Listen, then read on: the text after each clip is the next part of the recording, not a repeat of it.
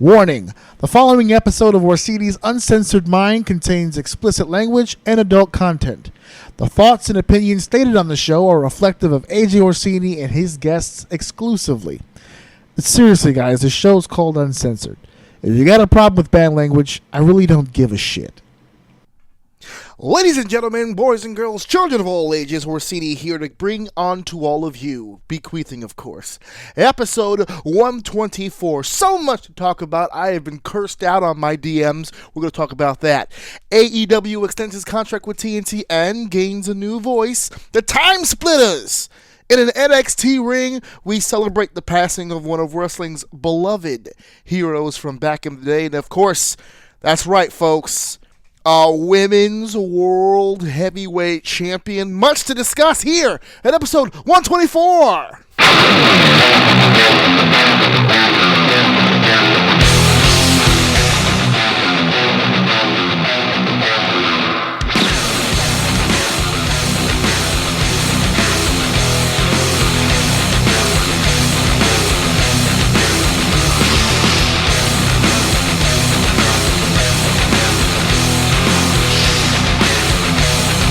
Welcome to Orsini's Uncensored Mind, and now your host, AJ Orsini.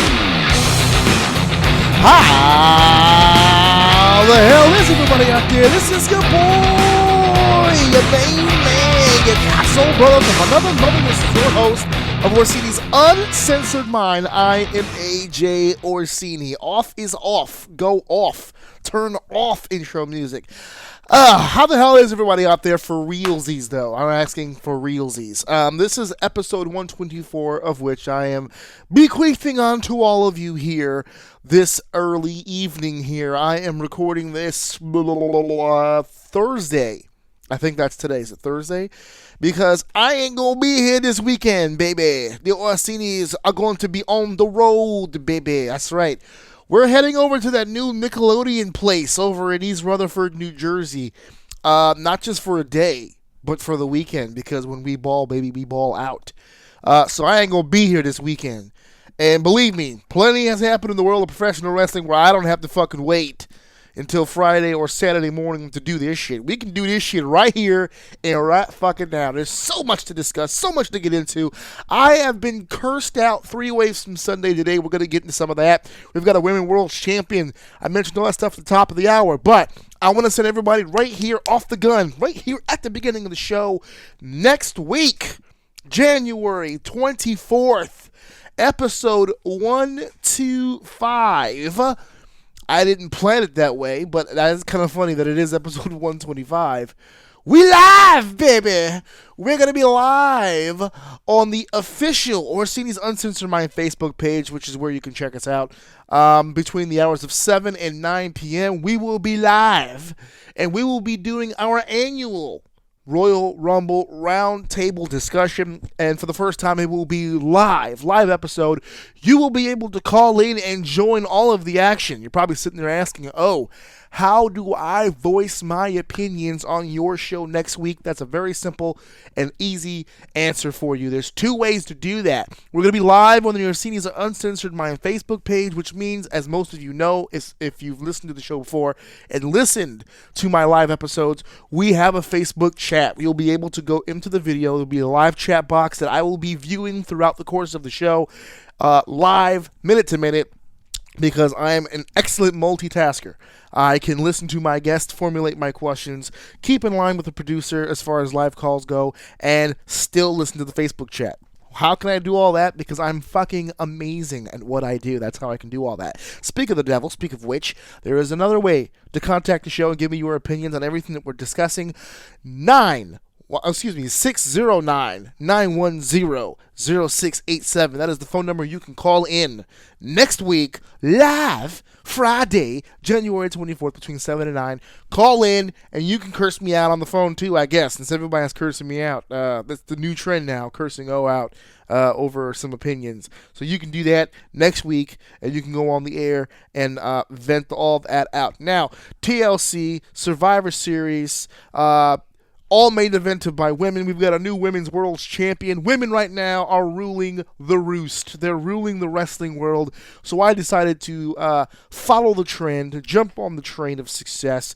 This Royal Rumble discussion will be the first time that I've done a live episode with all women panel, all women discussion. It's going to be me and 3 other women. A fantasy come true, only in a much more professional situation. We're all going to sit here and we're going to discuss Royal Rumble, and it's going to be fantastic. We're going to talk Royal Rumble memories, Royal Rumble, some of our favorite Royal Rumble moments throughout the entire history of Royal Rumble, which has been around for 30 plus years. And of course, we're going to be breaking down the upcoming pay-per-view with you guys, hopefully, if you call in and join the Facebook chat. So that's next Friday, January 24th, live on the official Orsini's Uncensored Mind Facebook page. That's where you can listen to that. While you're listening, if you're trying to decide on what to wear whilst you're listening, I've gone through that before. I've always tried to pick my outfits as selectively as I can, and I know you guys go through the same deal. If you're looking for the proper wrestling tee to watch, or should I say listen this time around, because last time I was live it was video, it was YouTube, but this time is listen. So if you want to find the proper attire in which to listen to this show, I've got you covered. We've got a week left. You've got plenty of time to order and to have it shipped out to you. The official Orsini's Uncensored Mind gray tee. It's beautiful. It's sexy. It's sleek. It makes you look slimmer. If you are very slender as it is, it puffs you up, makes you look a little bigger. This shirt can do it all. All you need to do to get your hands on this beautiful, one-of-a-kind t-shirt to help support the show. I got a lot of things I'm doing also with my hands as I'm talking, so if I get sidetracked, excuse me. There's a lot of stuff going on right here in the House of O. We're moving around. If you want to get your hands on this sexy tee, www.prowrestlingtees.com/AJOUM is the place to go. There's been a few people who have purchased recently and as early as yesterday. I want to send some shout outs to those folks. I don't have the names right in front of me at the moment, but definitely on the live show, I'll shout you guys out and thank you guys for your purchases and supporting the show in the way that you have. So I'm plugging the tea, I'm plugging the live show, I'm getting everything done here, but I got to be honest with you, I got shit on my mind, baby. So we got a lot of stuff to talk about. Let's get to it. Obviously, the main event of this episode, I'll tell you right now, it's gonna be that Tessa Blanchard situation. It's gonna be the world title, and I'm gonna get to all that in the main event. We're gonna build, baby. We're gonna build to all that. But I'm gonna start off with my rant. I already prefaced it on social media. I said there's an oncoming rant coming, and this is gonna be it. Okay, I can't hold this shit any longer, or hold this shit in. Pause on what I just said a second ago. I can't hold this shit in any longer. 2 different wrestling situations occurred in my direct messages and Facebook. 2 completely different wrestling situations, and I was cursed out by both and blocked by both. And that's absolutely fine. I've got no problem with it. I got no real heat over it. If I were to see them today, I'd probably shake their hands and go about my business. But I'm not really that stressed about it because the 2 individuals in question have proven to me now I won't be seeing them in the future, so it doesn't really matter. These aren't 2 people who will have very long and budding careers in the wrestling business. And it's a shame that so many people come through and have their fandom ruined by the reality of what this business really is. So I wanted to start off by, I'm going to tell you right now, I'm not going to give their names. A couple of people asked me, I can't wait for you to burn them on the I'm not going to say their names for 2 reasons. A, I don't feel like it, and B, I don't see the point in it because they're not going to be around that fucking long. So there's no sense in me giving him any publicity. So I will bring up the 2 situations that were discussed in my DMs and why I was cursed out, because I think this is very, very important. Not just about me, the person, or me, the professional, but I think as an overall industry problem as a whole. Item number 1. There's 2 items. Item number 1. Got a message actually yesterday from a gentleman who is not a wrestler, is contemplating joining a school, has done some tryout stuff with certain schools to kind of get a feel for things. And normally when I visit schools or talk to students, one of the biggest things that I always tell them is to think outside the wrestling moves. When you're in school and you're wrestling, obviously you concentrate on the physical stuff because that's the time. When you work on your fundamentals, you work on your basics. That's strong. You need that strong. So when you're new to the game, that's where your focus should be. But over time, year, 2 years in, gotta start thinking about outside the ring. You gotta start thinking about outside the wrestling moves. We're talking gimmick, we're talking character, we're talking theme, not music theme, but just overall theme of what you're gonna look like. You gotta start thinking about the whole package.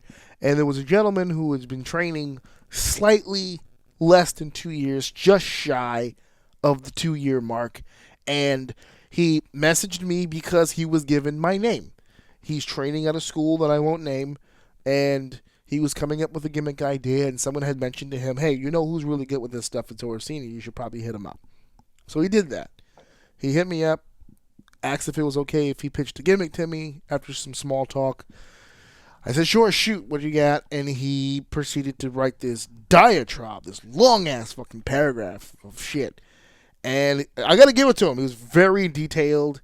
Not just the look, but the atmosphere of the basic gist of the character and how it would be used long term and all the different ideas. So here's a short version of the pitch, okay? In his own words, it was a character that was like a homeless bum. This was the actual character. Now, normally when I do stories like this on my show, it's meant to be funny. I'm not actually trying to be funny. This is the pitch, okay? This character is like a homeless bum. I mean, fingerless gloves, blanket, disheveled hair, slightly adjacent Scully to the side. I mean, he painted this fucking picture. Tattered clothing, the whole deal, right? Possibly not even wearing deodorant that day, so you can come with a little bit of a must to it. Add a piece of realism, I guess. This was all stuff that was pitched. Dan proceeded to explain that the whole point of the character would be like kind of an underdog character, which made me chuckle. I said, okay, a homeless guy is kind of an underdog. You're right about that. That's a very natural position. But then, he would, throughout the course of the matches, I would be walking through the audience asking for change. There was a pitch where he would be lying on a few seats, like on a train, like sleep, just playing the whole gimmick up. This guy was going to be the whole gimmick all night. Essentially, is what this was. And then right around the time where he's getting ready for his match, he would somehow find his way ringside and walking around looking aloof, and people would try and correct him where he's going, and then he'd wind up in the ring, and then the guy would run spots and all this other shit, and he would eventually pin the guy or be pinned by the guy, and then he would powder out and just walk around and act like nothing happened, and do the whole... It was a long fucking thing. And the more he spoke, the more I realized there were a lot of similarities to the Orange Cassidy deal, where it was just very nonchalant, and this is just the way in his wording, where he would, even down to the point of like getting beat by a finish, right? But then just kind of like no-selling it to a degree, where it's like, just kind of killing the move and just walking out or whatever. Everything that he was saying or typing, I'm assuming he was either reading out loud or thinking super hard. Let's just say for the record, everything he typed, he said. Everything he said was fucking dumb. I mean, I get it. It was a little out of the box. Fine. But it was just it's a stupid idea. It's just dumb. I didn't like the fucking idea. For multiple reasons. A, there's no long-term plan for that. You can't just be wandering aimlessly around the fucking show asking for change. And it just... People, first of all, don't even like that. They don't like homeless people who are walking up to them asking them for change. It turns them off. They don't want to be around. I don't know about underdog babyface at this point. It's just going to like, especially I'm going to be laying on chairs like I'm asleep. I mean, like I'm asleep. Like, how long are you going to be laying on this fucking seat? Like, for real. Like, you're going to be making people feel uncomfortable. And then you're going to get in the ring and you're going to run spots. Like a hobo would run spots with a person. I don't know. It just, all of it just didn't make any, it was, the guy pitched a hobo gimmick. A homeless man gimmick. And even in my head, I was like, as a promoter, as a booker, I'm thinking in my head, like, all right, before I say anything, like, because normally when I give criticism, and I'm not afraid to give criticism, I try to have like another side to it. What if you tried this? Or what if we did this? Or what if we incorporated this? So I tried So hard. He sent me this message yesterday, and I literally, like, I'm not gonna say I slept on it. It didn't it didn't engulf my entire night. But at the same time, like, periodically I would think about it. It's like, how the fuck can this work? Like, I was trying all these different ideas in my head, and then I honestly woke up this morning and kind of forgot about it. And then he messaged me throughout the course of the day, and I was like, oh, yeah, I remember that. And I just told him straight out. I was like, I don't think this is a good idea. And he's like, why? You know, I told him everything I just told you now and all this stuff, and he would disagree. No, I'm just watch, listen. And then he would fire back. And I don't know if I guess it's just me. Like, I don't have time to sugarcoat things for people, especially when it comes to criticism. I don't like sugarcoating, so I don't sugarcoat. You know, I'm the same person that I went to the doctor, 2 months ago to tell him that I had an issue with my snoring, and my doctor looked me in the face and just, "'Cause you fat." Like, that was his diagnosis. 'Cause you're fat. And that diagnosis worked for me. I've been on a diet ever since. I've dropped some LBs here, which I'm going to update you guys on. Once I hit target weight, I'll update you guys on that. But I like straightforward, so I'm always straightforward with people. So the first time around, I just told him straight, I didn't think it was a good idea. There's different cons to this and blah, blah, blah. And he was like, no. And but every time I gave him a criticism, he had a fucking response for it. And when you have someone like that, and you realize talking to them, there's no way you're going to fucking get through this person. They're just convinced that this is going to work. Then why did you even come to me? Because I'm trying to give you the criticism, right? Nice criticism. I'm trying to, this isn't going to work. I think it won't work, and this is why I think that. And I didn't even get into the other side of it. I didn't get into the, well, why don't we try this?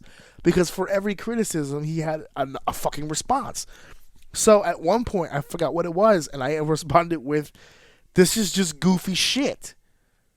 And I guess that was it. That was the straw that broke the camel's back. I'm a fucking asshole now. I came to you for this, and blah, blah, blah. You came to me for me to go, yeah, kid, that's a good fucking idea. You should roll with that. And I guess as a person who takes bookings and has a client and has people that, you know, wrestles all around as many towns as they can fucking get to, when you see an idiot like that come up, sure, why not? Let them throw a grenade at their own feet and let them hang themselves. And it gives us more money, right? But that's not me. Like, even if we're competing for the same spot, I still want you to do well. I don't ever want anybody in this industry to do bad. So I told the guy straight out. I was like, I didn't even get a chance to tell you anything counter. I learned right when I said goofy shit and he reacted the way that he reacted. I learned right away. It was never about critiquing. It was never about improving. It was never about making better. It was, all this was about was he had an idea in his head and he was looking for someone of my particular stature or greater than to okay it and to look at him and say, wow, you're a fucking genius. You're smart. You're going to fucking do well in this industry. And when it didn't come out like that right away, he tried to convince me that it was a good idea, and it wasn't. And once he became secure in the idea that I thought it was shit, that's when the defense mechanism came up, and fucking forget it, right? A whole spiel and then a block. Boom. Okay, whatever. Fuck it. Simultaneous to this conversation, I'm having another one about another situation where the guy is already a wrestler. He's been wrestling for a while now, and he sent me a match. Now, every time I tell people this all the time. If you send me a match, chances are I'm going to give you criticism on the match and I'm going to give you compliments on the match. Unless your match is the complete shits and balls just to the max, there's going to be some good in there and I'll be able to give you some good feedback. But more often than not, even if your match was fucking 5 stars, I'll find a flaw. Okay? I just will. So then I give you that, and you work with it. You do what you will with the information. This gentleman sent me a match, asked me the same thing. All right, real criticism. Tell me what you think. 13-minute match. I got 5 minutes through, and I turned it the fuck off because it was very clear and apparent this person had never been trained. And if they were trained, they got robbed of their money because none of it was right. Footwork wasn't in the right place. Can't run ropes. Can't do. You're doing moves. But it just looked, it was yarder, it was bad, it was just bad. And it sucks because upon appearance, if you just looked, he looks like a fucking professional wrestler. Good build, good look, Gear was on point. You could tell he spent money on the gear. Everything looked great. Package was good. Wrestling, this was not professional wrestling. I don't know what it was. It was the weirdest fucking thing. So I left it alone for a while. I actually saw this video. I must have saw this video, not a week. That's too far away. Maybe, what are we on, Thursday? Maybe over last weekend I saw the video. 5 minutes and click. I turned it right off because I don't need to see anymore. I don't need to see the full 13 minutes to realize this guy just didn't know what he was doing. You know, he carried himself like someone who knew, but he didn't really know. So I saw it probably over the last weekend, and I never mentioned it. And today was the day he got back to me and asked me. And again, same scenario. Here's the criticism, and I can't even get into the compliments because he's so pissy about the criticism. Well, were you trained? What do you mean was I trained? Of course I was trained. I was trained by this person. Well, who the fuck is this person? Where did you train at? New Jersey. Okay, well, there's no real training facilities in New Jersey with the exception of a handful, and I know all the trainers from those schools, and I can promise you didn't go to any of them because the people that I know in Jersey would not have fucking trained you to do that. So either you're full of shit or you got robbed. It's one or the other because they didn't train you right. And I told him, I said, this doesn't look good. This doesn't look good here. At one point, he tried to shoot the half, which if you don't know what that is, it's basically you slide the arm underneath the armpit and flip over for a pin. You just roll them over. But it's supposed to be a swift motion. Slide up, under, come, and then lateral press. And he did a shoot the half like a minute or two when it was like a shoulder tackle. The guy takes the bump. He went for a submission, so he drops down, rolls the guy over, and tries to put him into a submission. I don't even know what the submission was. And when the guy kept fighting or whatever, he shot the half, and I was like, what the fuck is he doing? At first, it looked like they were getting ready to chain wrestle, because it was like shoulder tackle, submit. He did a drop, going for a submission. This guy fucking fights out. Okay, shoots the half, pin, 1, 2, boom. I said, okay, we're going to do some chain wrestling. And then they got up, and no ropes. They just got up, and dude just went for hip. It was the weirdest thing. It looked like, because one of the biggest rules in professional wrestling when you're learning how to wrestle is everything has to be in the middle of the ring, or at least as in the middle as you possibly can be. And it looks like this is something they took extremely close to heart, because literally everything was inside this ring, and they weren't even chain wrestling with it, which is what made it even fucking weirder. This whole match was just weird. I turned it off. Because none of it made any sense. So I got into the criticisms of it, and didn't even get to the other stuff because I was an asshole. I was a jealous hater. Actually, it was what I was referred to toward the end. A jealous hater, and he's kind of right because the gear was on point. You know. I did love his outfit. No, again, pause for that. But I did love his outfit. But yeah, so I got cursed out for that. If you're not going to let me even get to the compliments, because they want the compliments first, that's the deal. That's my thing. If you can sit through the criticisms, I'll give you the compliments. If you can't get through the criticisms, there's no need for the compliments. Because that means that you came to me for the compliment. And I'm not just going to give you compliment. That doesn't make any sense to me. So, no. I'm not just going to sit there and just do that. That's just dumb. So that's why the first time I think I got blocked because of goofy shit. The second time I think was the fact that I was questioning his training, because he never got off that. Even when I tried to switch it to talk about the actual match and the match itself, he couldn't get off of it. He couldn't get off of it. It was fucking with him that I would even bother, that I'd have the guts to question that. But anywho, yeah. So that's how all that shit went down. And like I said, I know for a fact those guys are just not going to fucking go anywhere or do anything, because if you can't take criticism from one guy you don't know that well, you're going to crumble in a house full of hundreds or possible thousands. It's just not going to work out for you. So I wish him the best of luck, but it doesn't seem like it's going to work out. Which brings me to a larger point when it comes to myself. Don't send me... I've said it before on this show. I've said it on social media. Do you want a real opinion or do you want a blowjob? Because I don't give blowjobs. I receive blowjobs. I do not give blowjobs. If you're hitting me up for me to blow you, I'm not going to do that. Okay? Even if I think what I'm watching is 5 stars fucking awesome, I will find something. Because that's my job, to make you better. Don't come to me looking for a pat on the back.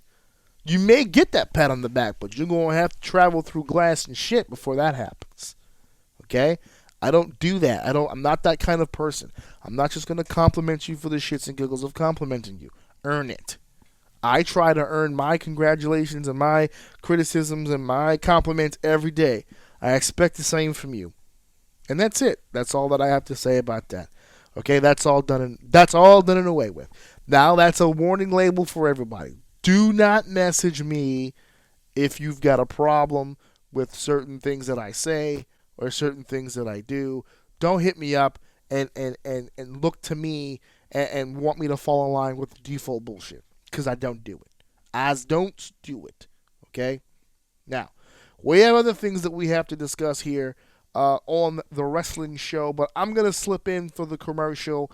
I already had it set up queued for another time, but I'd rather get these commercials out of the way now, to be honest with you. So we're going to go ahead and play that in just a second. Hey guys, you've heard me go live for my 100th episode, my 1-year anniversary, and of course, the infamous WrestleMania Roundtable. Well, January 24th, right around the corner, we are live yet again, and yes, another roundtable, but this time, it's that time of year. It is the Royal Rumble, and this is our annual Royal Rumble Roundtable discussion. We will be going live. That's right, we will be going live on our CD's Uncensored Minds official Facebook page, January 24th, between 7 and 9 p.m. It's a real simple thing. All you need to do to join in on the conversation, join the roundtable yourself, is either enter in the Facebook chat or call in. That's right, get your voice heard by calling 609-910-0687. That is January 24th, 7 p.m. I cannot wait to hear you guys on that one. AJ Orsini here, and I am the host of Orsini's Uncensored Mind every Saturday night, 9 p.m. And I gotta tell you, when I first started this podcast way back when, I didn't know where it would go. I didn't know where this would take me, but I am proud to tell you that this has been a committed weekly episodic podcast for the last 2 years and running. It's been downloaded in over 30 countries with several thousand downloads to its name.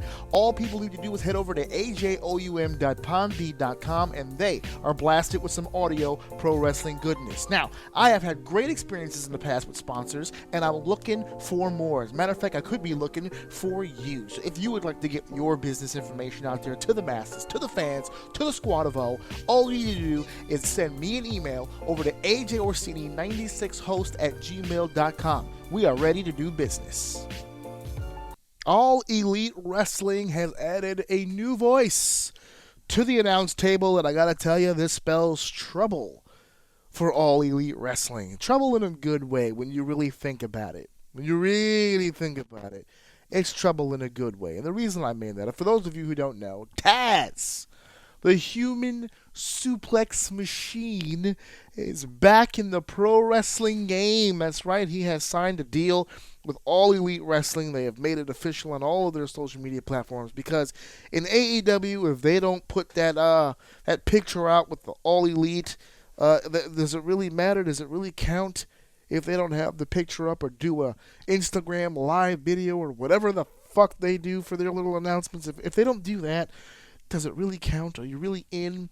Well, they did with Taz. Taz is now officially AEW, and this spells trouble for someone like Excalibur. And I want to be clear about something. I myself spent many years being a play-by-play announcer. I hate 3-man teams. I don't like working in it. I don't like listening to it. I think it's a clusterfuck every single time. Even when I listen to like someone like NXT with Morrow and Beth and Nigel, it's too fucking much. They're on top of each other. I could literally hear the hands go up to stop a person from talking so that they can finish their point. It's just too much. I'm not a fan. I don't like the fact that every fucking Fed has 3-man teams. I hate it even less. Even more when an indie company has a 3-man team. There is no fucking need for 3 dorks who sound exactly the same to be calling the fucking action all at the same fucking time. It's too much. It's a clusterfuck every time. Having said that, I think All Elite will still have a 3-man team. Question is now, who should be on the team? So here's the deal. Tony Schiavone does not need to be on the announce team. He has talents beyond that. He can do other things. He could be their mean gene, their interviewer, host a little shows. He has a role. So that moves him out. He doesn't need to be on there, but if they do like a little, like what WCW did with with Tenay every now and then, bring on a different third guy. They want to add a little something different to the program. That's one thing. Excalibur, they seem to be married to Excalibur as a commentator on a national level. And while I think he's good, and there's a number of people that think he's good, I have heard the complete opposite from a lot of people who don't follow indie wrestling, who don't really, I can call them casuals, I guess, in and out fans. They don't like him. They don't like the mask. They don't like the ridiculousness of him sitting next to Ross in it. They're not fans. Taz is a really, really, really good ring announcer, color commentator. Really, really good. And the funny thing is AEW hasn't really had a play-by-play color vibe. And I think it's because of the 3-man team. JR is a play-by-play man. But to be honest with you, he's kind of useless to him because he doesn't know all the moves these guys are fucking doing, and he doesn't know a lot of the guys. Excalibur knows all the guys. Excalibur knows all the moves, but he's extremely inexperienced on the national level of calling it. Taz is somewhere in the middle. I'm sure Taz knows a lot about the moves, but doesn't know a lot about the guys. Recently, I think it was it Dark? I'm not entirely sure. Taz did some stuff for AEW. I didn't realize that it was a tryout. Like, not just try out, like, can Taz still do it, but try out in the sense of, does Taz want to do it? Does he want to do it with AEW? Taz did some commentating for them recently, and it turned into a contract, but leading up to it, you can hear Jim Ross and Taz have a partnership. They're gelled. They get this. They have the timing down. You understand? There is something about having years together on a big stage where you're, learning on the job together. You just felt like Taz and JR were on the same page. And then there was another guy there. All right? Third wheel in it. And I don't think it's fair to Excalibur that he be put in this position, and the position being, he's kind of the odd man out on this. The other two guys, even Shivani and Ross to a degree, even though they haven't called each other for years, it always felt like Excalibur was just some guy that was just there. And he's more talented than that. He's not obviously just some guy. This guy can call matches. He's just so inexperienced on the big stage, including all of the commercials and the segues and the breaks and the timing and the content, because there's been a few times where he's divulged into his indie oversell, and then when called out to provide more in-depth content on that oversell, has failed. There's been a few times where that's happened. I illustrated one on the show not too long ago when he did it with it was Amy Sakura. The legendary Amy Sakura, and then Jim Ross. Or what makes her so legendary? Yeah, exactly. You're extrapolating an adjective on this character that doesn't need to be there. You can put her over in other ways. You don't need to make it seem like she's been great for forever when she really, really hasn't.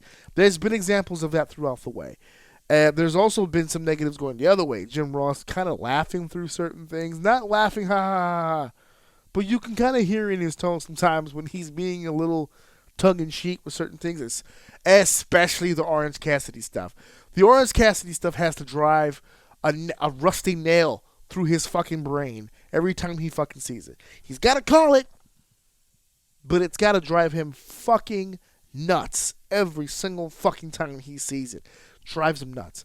With Taz on board, this could cause a problem. If they wanted to go two-man, they totally could. But then that leaves Excalibur out, and to be honest with you, I don't know what he does. You can't demote him down to AEW Dark. He won't be taken seriously. He won't be taken seriously. It will seem like a demotion, and it'll seem like they're kicking him in the nuts. So they're kind of putting themselves over a hump here. And then the other side of it is, well, you could always just leave him as a three-man as it is, but that chemistry is such an issue. Hopefully over time they can all gel together as a team. But for the short term, it's going to be a lopsided commentary table. It just is. I don't recall Taz feeding to Excalibur that much during the broadcast. Maybe that'll change over time. Now that he's contracted and he's in, we will see about that. But other than that, this is going to be a weird time, really, for Excalibur. Either he's going to have to learn as fast as humanly possible, or he's going to get left out there to sink. And I don't know. That's going to be a tough situation. I've defended him. You know, the Golden Boys of the world and the Marvezes and all that stuff. I'm going to be honest with you. I wasn't a big fan of those guys, but I have been defending Excalibur. So hopefully he'll get a chance to really gel with these guys, and it'll be a much better situation for him. Other news, not just Taz, but his good buddy, his former ECW alum here, Rob Van Dam. He's living the life. He's got two women all over him all the time, kissing on him, trying to get him to pull out that Rob Van Dick, apparently. I saw the clip. Pretty cool shit. Gotta be honest with you. No disrespect to his girls here. I mean, it's gotta smell like somebody storing gallons of milk in there, right? All the plastic that's in there. Again, no disrespect, but I mean, my God in heaven. That's one of the first. I've heard the name Katie Forbes. Never really got a chance to, see it in person. And I was just like, oh, okay. I get nervous when my wife puts on lipstick. Like, I like my women as natural as possible, is what I'm trying to get at. Okay? I start getting nervous when she puts on lipstick. What Katie's got going on is something else. It's different. And it's got Rob happy. Rob's living that life. But anyway, for those of you who don't know, they had a very raunchy three-way segment. And it was so raunchy, in fact, that Impact pretty much got kicked off of Twitch for it. And that's got to hurt. It's got to sting. Especially considering the big news that happened recently with Impact Wrestling, and we'll get into that a little later on. But when you're not, Impact's not really in a position to be, losing any providers or service providers or promotions or sponsors. They're not really in a position to lose any of that. So for something like that to happen, for it to be against terms and conditions of Twitch, that's pretty painful. I think Impact has the funds and the connections to eventually work something out and get back on. But I'm going to be honest with you. I actually dig the segment. I dug it. I love the fact that Rob's trying to reinvent himself as well. That's pretty cool. He's been ECW's RVD for a long fucking time. And it's worked. So there wasn't really much of a need to change anything. But it is nice to see that he's thinking outside of the box. He's doing some other things. So that's pretty cool. And again, he's got the lady factor going on here. He's living that life.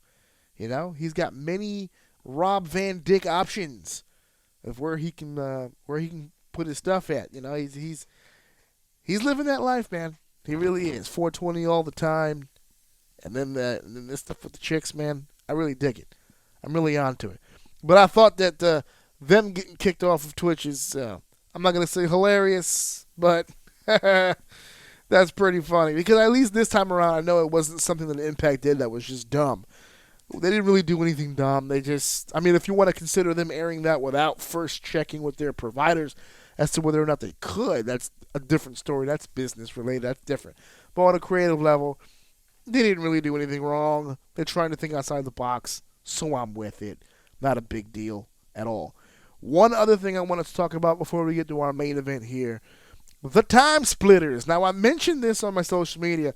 I am a big, huge Alex Shelley fan. Have been for a long fucking time. I mean, pre-paparazzi Shelley. We're going Generation Next Shelley. I have been a fan of Alex Shelley for so long. As a matter of fact, I have yet to have a chance to work with him, which is fucking a crime. Also, side note, very close to booking them. We had a show, I think I mentioned this in Texas before, where I wanted to get, I was trying to get a friend of mine booked against Liger in Texas. Another matchup that I had on the docket was a young EYFBO, pre-LAX and pre-Prime and Powerful, and my goal was to get them into the ring with the Guns. And that came awfully close, but we did not get the chance. They have since wrestled them, so that match is no longer on the table of dream match. It's occurred. It's a reality now, but that was something that I came awfully close to, and that's one of those situations. Didn't have the money at the time that I needed it, so. But I've been a fan of actually for a long time.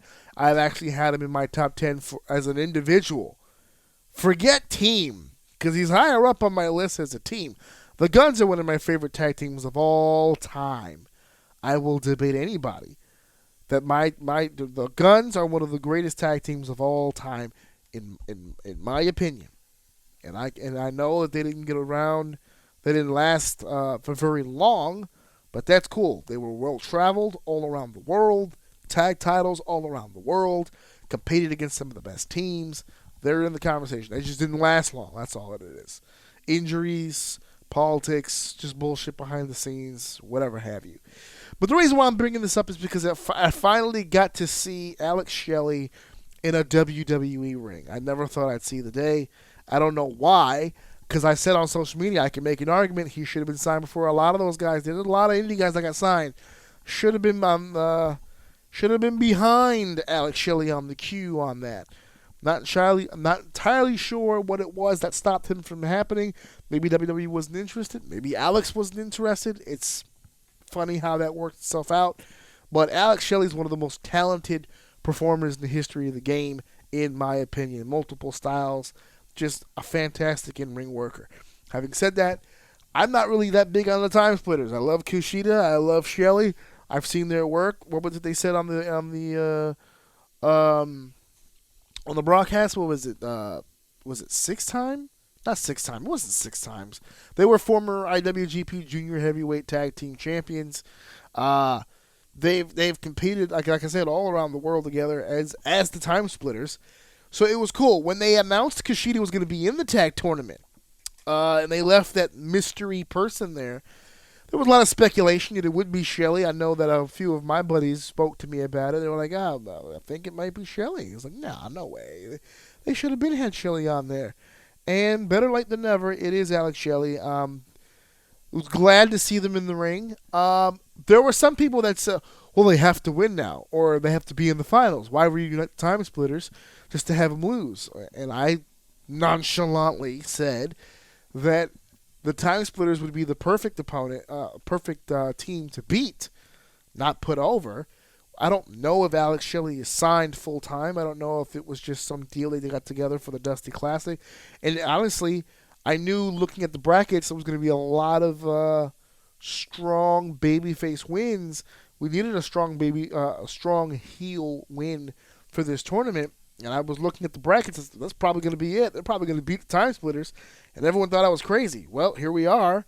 And the Time Splitters and the Grizzled Young Vets had an awesome matchup. And it was the Grizzled Young Vets, the GYVs, that walk away with the WIN. They beat the Time Splitters. First round knockouts is the return of the Time Splitters.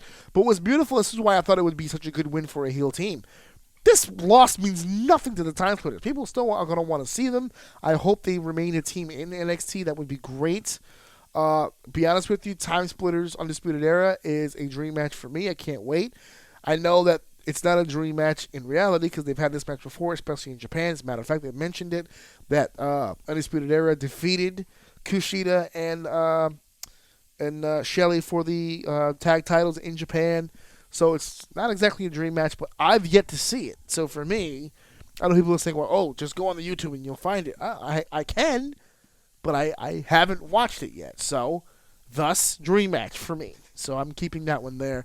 I think Shelley could do a lot of different things.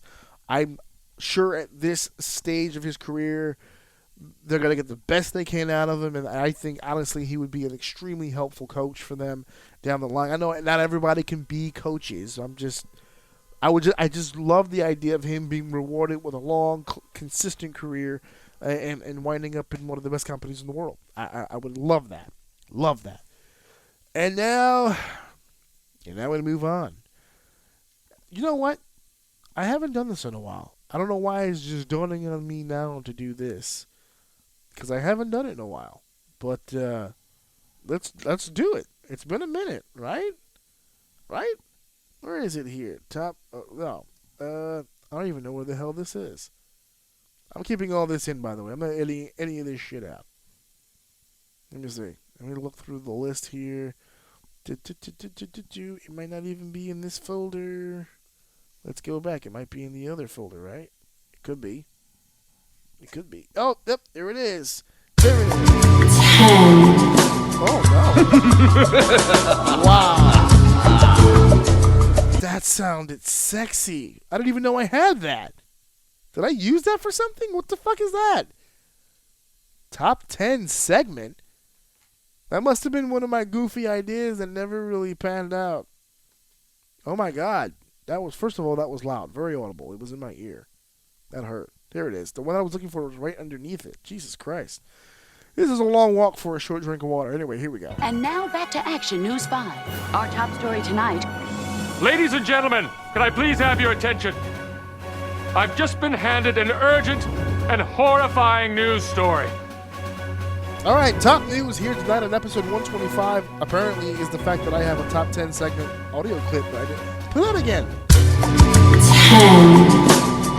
Okay, I was just going to see how sexy was that start, and then it turned into that laugh. When the fuck did I make that? Is there a date on this? February 2019. I've been sitting on this fucking audio bite for almost a fucking year? Oh my god. I have to do something with this. What top 10 segment? What was the idea? I should write this shit down. Anyway, let's finish this up first. I'll worry about this on my own time. I'm not going to waste your time with it, guys. Sorry about that. Anyway, yes, top news story here. Tessa Blanchard. My, oh my, what a wonderful day. Tessa Blanchard. Woo! That's ironic that I just wooed, by the way, because I was actually exhaling. My God in heaven, where do we start with Tessa Blanchard? My God. Okay, I know where to start. First of all, let's start with this. Congratulations. I am going to start with that, okay? Because just regardless of how we got here, this happened, right? So the Impact Wrestling Championship, in and of itself, has no fucking lineage and no fucking history at all whatsoever. Don't let the company fool you into thinking anything less. The Impact Wrestling World Championship is a fairly new championship. Having said that, if they're basing off of their history of TNA, the TNA World Heavyweight Championship is indeed, in my opinion, one of the most prestigious championships in the entire world.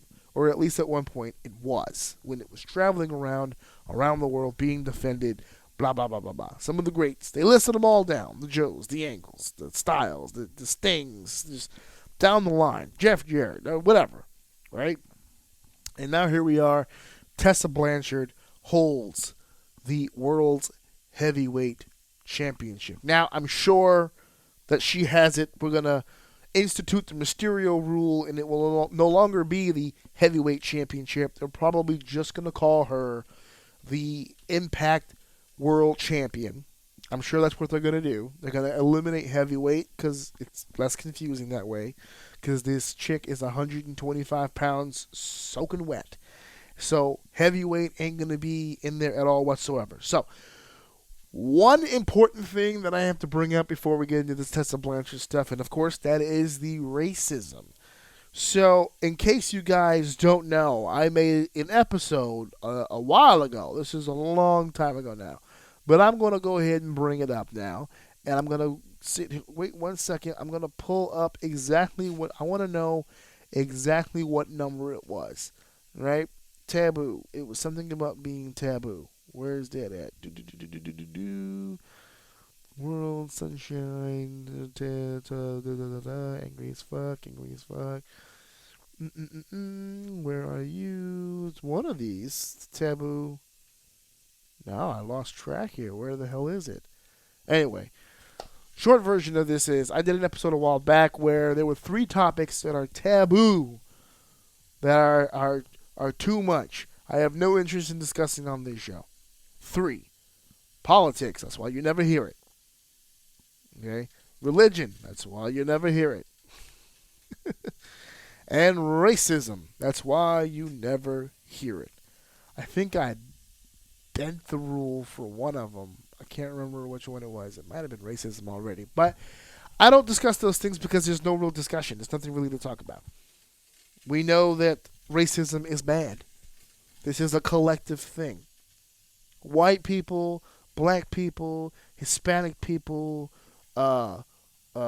Asian, those are their 4 basic food groups, but any walk of life will tell you racism is bad. The problem in the discussion is always, well, what's considered racist?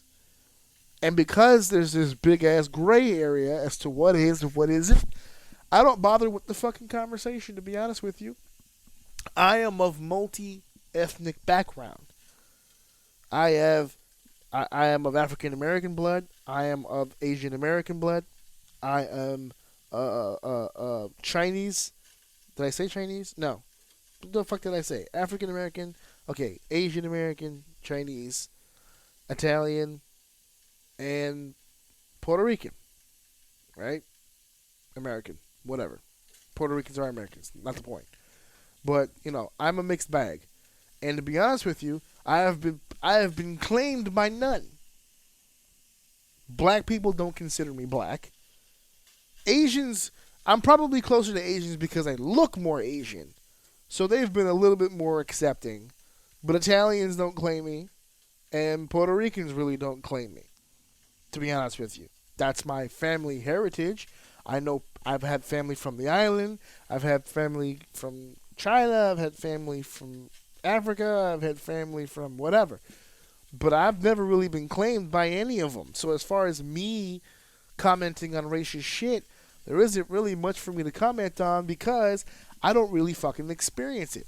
To be honest with you, if I'm going to shoot straight for you, there's a lot of people who go on the internet and will claim all day up and down, making it up. Oh, you don't know what kind of shit I go through. I don't think you're aware of what kind of shit you go through. Because there's a lot of people that I know for a fact on my page who cry racism over shit. They've never experienced it. It's a card they play. Whenever, they just jump on the bandwagon and just be social and get on that hashtag. But there's real racism out there. And there's people out there today who feel it for real. Who experience it for real. And I feel bad for them. Not just for experiencing the racism, but because it's hard for people on the opposite side to see that of them because there's so many other people crying wolf. And it makes people feel uncomfortable and they feel like they're being attacked and the whole deal. So it's hard to have those conversations civilly. So I don't have them. I leave it out of the door. But in this particular case, I'm not going to be discussing too much, but it has to be a part of the conversation because of the timing of the whole thing, which is the next thing that we're going to talk about here. Tessa Blanchard had some incidences in the past. These are well documented. If you're a wrestling fan and you've been around for a while, you've heard all you've needed to hear about Tessa Blanchard and having a not so nice attitude backstage. I'm not going to say arrogant or cocky. That's for people who interact with her to decide. But she's got a bit of a reputation of kind of being a hard ass. That's just what it is. That's the scuttlebutt amongst the boys, right? I've never had a chance to work with her. I can't judge her. All I know is that people that I know, people that I trust, people that are in my circle, have worked with her and tell me she's a bit of a B word. That's just the long short of it. She's a little bit of a B word. But, hey, you want to be a top star, you got to be a little bit of a B word. I know a lot of guys that are B words, okay? And by B words, of course, I'm referring to bitch. All right? There are guys who are bitchy too. A little bit of an attitude problem. But where everything started to snowball, so Tessa Blanchard placed out a tweet basically trying to get women to rally around each other. You know, hey, supporting each other. You know, you'd be surprised what can come from supporting one another. And that set off a tirade, an avalanche of genuine, credible female performers on the highest levels who have had a chance to work with her coming out and saying she's the complete opposite. She's being fake. She's being phony. Now, they've called her out on several different things, trashing them, talking behind their backs, actually trying to fuck them out of bookings, blackballing, and then, of course, there was the one card. There was a situation between Tessa Blanchard and a wrestler by the name of La Rosa Negra when they were over at the Stardom promotion in Japan. And there was an incident where, and it depends on who you ask, because the stories are different. There are stories of Rosa and Tessa getting into something, and then Rosa spitting at Tessa, which leads Tessa to spit back. There's another story where Tessa got aggressive with her and spit her in her face and called her the N-word. There's a lot of different things going on back and forth, and a lot of stories going back and forth. But the one that everyone latched onto, obviously, the N-word, right? Tessa's white. She's saying nigga. That can't be good, right? That can't be good for anybody involved. Now, there's, again, more chatter. Well, look, this is my favorite because I've had this conversation before with people. Well, her and Rosa were actually tight and were actually cool with each other, and Rosa allowed her to use that word around her. So it wasn't too out of the ordinary when she said it in heat of the moment. Okay, so about this gave her permission bullshit, right? If you're a white person and you have a black friend who's so close with you, they will allow you to refer to them as a nigga or a nigger. Cherish this friend because that's a rarity. But understand this. This person is not the selected and approved upon representation of African American culture. You understand this. One person giving you permission to use that word with them and only them does not mean that you are free to use this word whenever you like. That's not how that's going to work. Now, where she fucked up is if she would have been going through an issue with Rosa, backstage, locker room. It's two people, maybe a third. Someone has to hold the camera. They're arguing back and forth. She uses the N-word on Rosa. I'm actually going to go ahead and co-sign that because she gave you permission. So if you're in a room by yourself, two of you are trying to go back and forth, you call her, my nigga, whatever. That's between us. Yeah, my name is Paul, and that's between y'all, right? But she didn't do that. There are multiple witnesses to her using the N-word, which means she used it out in public, which means you fucked up, Tessa. That's a fucking mistake. Okay? Now, she used that word. She didn't call all black women the N-word. She called that black woman the N-word. So there is some victimhood here with La Rosa. She is an actual victim of this. Okay? But she used the N-word in front of more people than just her. So I'm bringing this up because now we get updated and we find out that Tessa and Rosa have reached out to each other and they've squashed the beef. Beef is squashed. They put word out on the street. It's all over, folks. No need to fret and worry your pretty little head. It's all over. All is forgiven. We moving on. We moving forward. 2020. Whoop, whoop. Right? Therein lies my problem. Because when you are a white person and you use the N-word, you're not insulting Rosa. That's not a direct shot at Rosa. That's not a character shot. That's not a personality shot. That's a black person shot. And when other black people are around to hear it, your problem is bigger than Rosa. If Rosa wants to forgive you for the way that you disparaged her, that is up to Rosa. She is an adult woman. She can make that decision. But that word does not represent Rosa alone. It represents an entire culture of people, and you've pissed them off. That's where the problem is. You want to call Rosa back and squash the beef? That's cool. But you haven't said one fucking word to anyone else about your usage of that word. You haven't made a public statement. You haven't explained your side of the situation. You haven't done none. You are just letting people run with the idea that you are racist because you called this person the N-word in a fit of anger. And while you may have apologized to Rosa, that word does not belong to Rosa. That is a whole culture. You have not apologized to the culture. So on that note, for everybody and anybody that wants to take shots at Tessa and come up with all these memes and say these nasty things, I'm co-signing with you on that.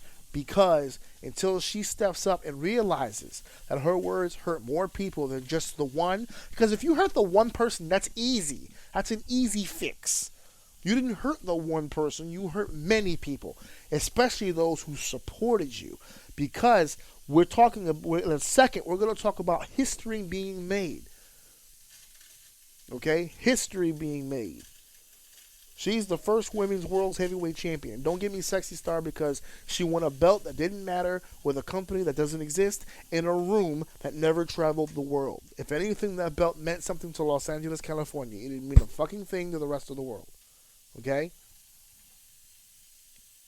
She's the first real women's world heavyweight champion. Tessa Blanchard is. And it's being marred by all this. And for people saying, oh, we're poor timing. How come they didn't say shit about this when it happened? They did. None of this shit, folks, is new. You just didn't care about it because you're Tessa Blanchard fans. And there's nothing wrong with being a Tessa Blanchard fan. She's a fantastic person inside that ring. We're questioning her personality outside of it. If you can look past the outside, if you can get past the in-ring work and just grade a person based on their actions, she's in trouble. She's absolutely in 100% trouble. And I think the sticking your head in the sand routine and just waiting for it to go away type stuff, that's not going to help your situation literally at all. Literally at all. It's not going to help your situation at all. The faster you would have confronted this and gotten it over with, the faster this would have gone away. And I know you're probably thinking, oh, short-term memory, they're going to forget about it anyway. Maybe so. But there's going to be a lot of people that don't. A lot of people that don't. Okay? And she's not alone in this. At least Hulk Hogan showed some form of attrition. You may not have believed it. You may not have bought it. But he said it. She hasn't said a fucking thing at all to anybody. Even the conversation with Rosa wasn't public. It was very, very private, which is fine. If you want to have a private conversation about your own personal business, that's good. But what you said was public. So until you address the public will judge you accordingly. And that's just the way that's going to go. Now, as far as her winning the world title, to me, like I said, I don't talk racism. I'm not claimed by any group. I'm a wrestling guy through and through. So the most egregious thing that happened with Tessa Blanchard was not the N-word. It was winning the World Championship. Now, before I move forward with what I'm about to say about Tessa Blanchard winning the World's Heavyweight Championship with Impact Wrestling, I am fully aware that next week on the program, I'm going to be sitting face to face with 3 women. And I'm going to ask them, I'm going to ask them about this situation right here. We're going to talk Tessa Blanchard for just a second. I know it's a Royal Rumble episode, but I got 3 women sitting there, and I want to know their thoughts and opinions. But before I get to theirs next week, you're going to hear mine this week. My gut reaction to this is a horrible fucking thing. Horrible fucking thing. This is bad. This is bad in the sense of creative and future planning. You're writing yourself into a hole. I don't understand where you go from here is my problem. First of all, Tessa Blanchard just won the World Heavyweight Championship. She should be above the Knockouts title from now on. It shouldn't even be a fucking issue. Okay? She should never be the Knockouts champion ever again. That shouldn't even be a question. That's a given. Okay? Now, moving on from that, she's the heavyweight champion, which means every other title, tag titles, what the fuck do they even have in Impact right now? That's a secondary belt. I don't even remember. But she should be eligible for all of it. For the rest of her life until the end of time. There shouldn't be anything stopping her. Oh, the X Division title. She's 125. And I know she already competed in a ladder match for the X title, but this could be a normal thing. She didn't even win the X title and build to a world title. She went right to the fucking world title. Excuse me. Oof. I'm getting hit with it. She went right to fucking world title status. Right to world champion. Okay? Everyone's discussing everything all over the line. She should never lose to another woman ever again. She's clearly better than all of them. Who beats her? How do they beat her? How do you take the title? You know, if a larger opponent like a Michael Elgin, if he beats Tessa Blanchard, who did he really beat to win the title? If he loses to Tessa Blanchard, how could he ever be world champion ever again or ever?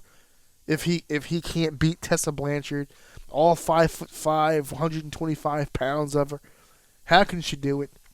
Doesn't seem like possible. There's a lot of writing possibilities that go out the window when you do this.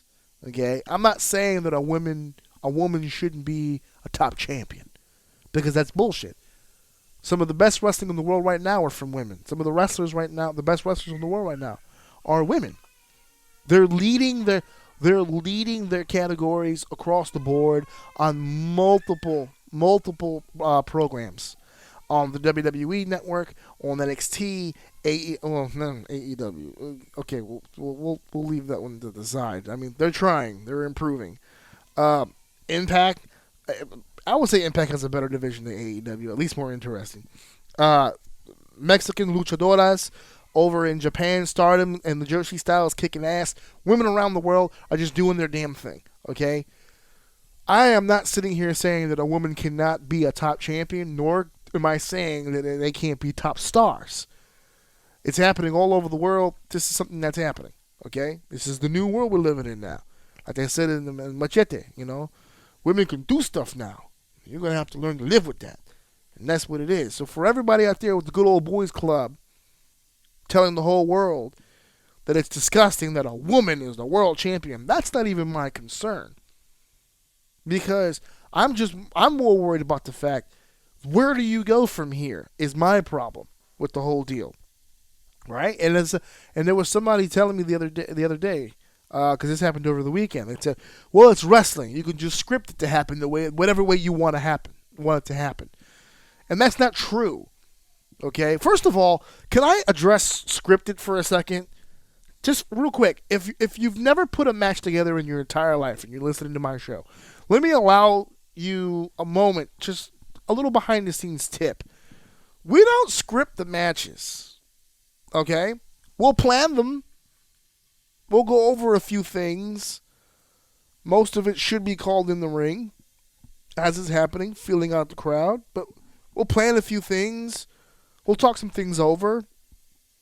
But never once have I seen anyone ever in my entire life, in my career of doing this, ever walked into a wrestling company and a booker will hand a sheet of paper to two guys and go, this is what I want you to do tonight. Now, promos may be scripted to a degree. In the WWE format, I understand it's almost 100%. But promos may be scripted. And I know for a fact that there are certain guys, when they're bored or when they're thinking of things and putting things through their head, they'll jot down spots on a piece of paper just so they can remember it. But I've never seen anyone take that book or that piece of paper and hand it to a wrestler and just go, wait, this is what we're doing. The wrestling matches are not scripted. Stop saying scripted. They're not scripted. At best, they're planned, right? We discuss a few things, blah, blah, blah, and we go about them. No one's scripting anything. Okay? And even if we did script it, scripts need logic. You know, for everyone shitting on pro wrestling, saying, well, you know, it shouldn't be an issue having a women's champion because it's wrestling. You can script it however you want. If you went to a movie, any fucking movie, where the script was all over the place, made no fucking sense, people are just saying things to say them, you're in different cities, different locations, no rhyme or reason, you would look at me or you would look at the other person next to you and say, this is a shitty movie. It doesn't make any logical sense. We just had Star Wars, right? That's the problem that everyone has with the new Star Wars film. It's the same criticism every time. It doesn't make sense. The line of logic doesn't follow. That's what everyone says about these films. Doesn't make sense. If it doesn't make sense, then it's a bad fucking movie. This show doesn't make any sense. It's all over the place. What's your agenda? If it doesn't make sense, then it's not a good show. If wrestling doesn't make sense, then it's not a good fucking show. Script, plan, whatever. If it doesn't follow a basic line of logic somewhere, it doesn't make sense. You can suspend disbelief. You can bend, but you can't break. There is a specific reason why a woman has never won a world title. Now, we've had teases in the past, and we've even had some men go the other way and win some women's titles according, you know, it's all over the internet. Santino Marella challenged for one. Didn't EY won a tag title, a women's tag title, or whatever the case may be. But there are specific reasons for this, okay? Creatively, forget the sexism of it. I don't give a shit that it's a female. If you gave me a guy who was 5'5", 125 pounds, I would never make him the world champion. Marco Stunt is not going to be a world champion. It's just not going to happen. Because it just doesn't, physically, the appearance is off. It just doesn't make any sense. It just doesn't, it doesn't make any physical character, well, not character, her character's kind of a badass, so I get that, but, you know, you don't have anywhere to go with this. Somebody put me to the challenge the other day. He said, how would you get the belt off for her? Would you just have some guy just come in and beat the shit out of her and just rip it from her? No, because she's the first woman to win the World Heavyweight Championship. So because she's the champion now, you kind of have to protect her. You wouldn't job out any other champion like that. You wouldn't take a guy out there and just have him get the shit kicked out of him because he's a smaller guy. Right? Steve Austin's one of the greatest champions of all time. Barely cracks 6'2", 252. That's not a full-on behemoth of a pro wrestler. We've had much larger guys than him, and he didn't get the shit kicked out of him as WWE champion. He didn't get the shit kicked out of him specifically because he was 6'2". So we're not going to do that here, obviously. So you can't have a guy come in and just roughshod and beat her. How does it look if you're competitive with her? Because if you're competitive with her, if you're 6'2", 252, and you're going up against a girl who's 5'5", 125, and you can't put her away, well, how are you supposed to be Brian Cage? How are you supposed to beat Elgin? How are you supposed to beat a lot of these big guys that you have in the pro wrestling game? How? You can book it. You can just write on the sheet, yeah, he's going to go over and beat him with a schoolboy or some stupid shit, but logically it wouldn't make any fucking sense at all. And that's my only concern about the whole deal. Where do you go? So the challenge was put to me. He said, oh, how would you get the belt off of Tessa Blanchard? And my theory was very simple. I would build up some of the smaller guys that aren't really much bigger than Tessa. Sami Callihan's bigger. I would keep that program going to start, and I would start rattling off some defenses for her. Let her defend her championship a few times. Get some successful title defenses in, right? And then what I would do is I would give her about a 4 or 5 month run where she would wrestle either X Division guys or Sami or versions of or whatever, OVE. Just wrestle as many workers as you can. It's going to make you look good. And then I'd do the injury bit. I would have her break a leg or a knee, not for real work, of course, and do the whole sell, and she has to vacate, and we give her some vacation time. She comes back. And after that, now she's the first women's champion, a belt she never lost, but unfortunately a belt she'll probably never win back because I would plug her in main events. She's a star. She's a former world champion. The whole point of this is to make a star, and you've made one. So I would utilize her as that. It's like, think about it like when Finn Balor won the Universal title, but he only had it for a day, and he got hurt. Now, granted, it was a real injury, and it happened in the match where he won the belt, so he wasn't even a champion for a full day.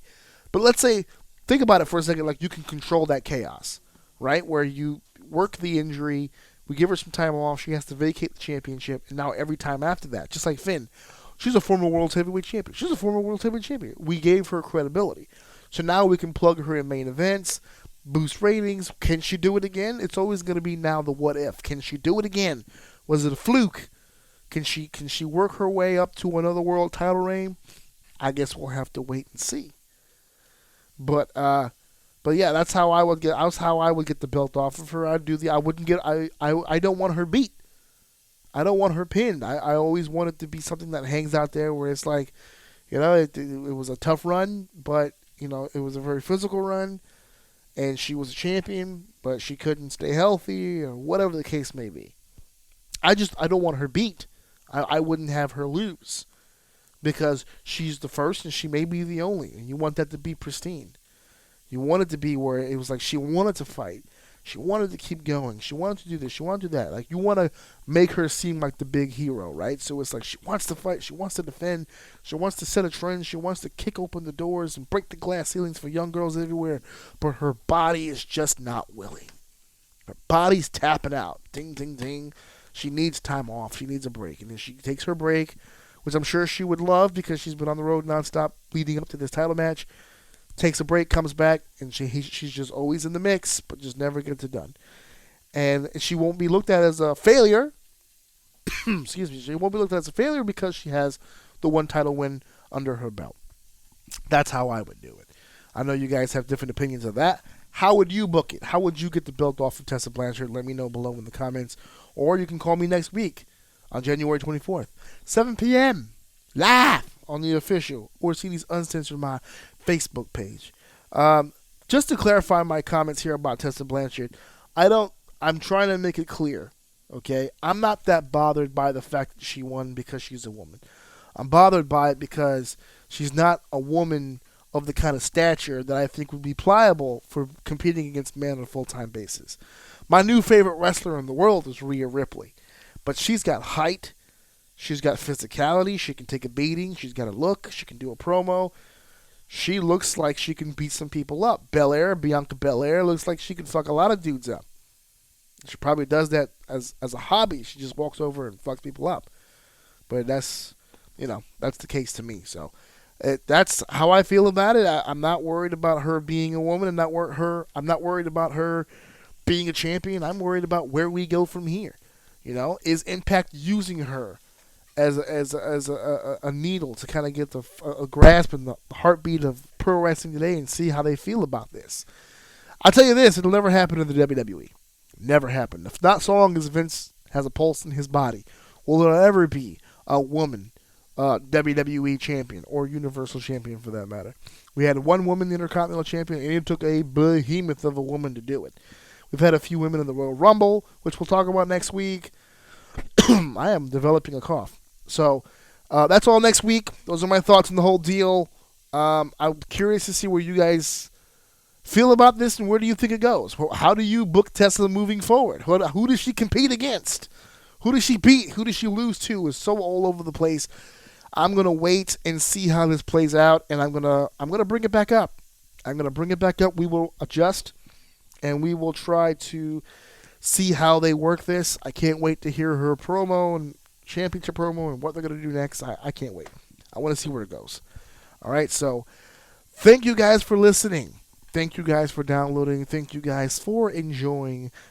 Oh, no. I'm going to change that tagline because I keep fucking that up. Thank you guys for listening. Thank you guys for sharing. Thank you guys for downloading. And, of course, thank you guys for enjoying episode 124. 100 episodes, now pay him. And make sure that you buy my husband's t-shirt at prowrestlingtees.com/AJOUM. Please, he needs this. Listen to my daddy show. He's the best, so I don't know.